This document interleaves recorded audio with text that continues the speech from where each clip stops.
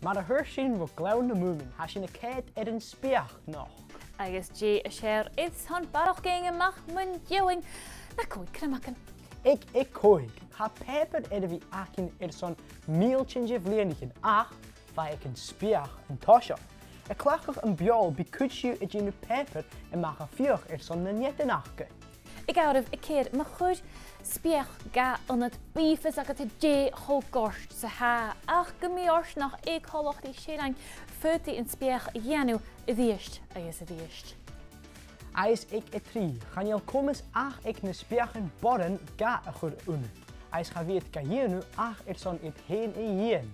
Ik hou of ga she shorse je spiech aan te vierstak als lugge zijn doel. Gaan je een spiech she ja fairy wasp ach bo le millimeter. Je gaat. Ik bied toch. Gemaakt ik. Als me jedig ik heu. Haast je vier, gewil spiachen ik je vast het keer ik millen kilogram je vierstukken ha je kron se jaren raak het gach blenen. Wauw, vierstukken, kom maar, eentje nog, zo even goed.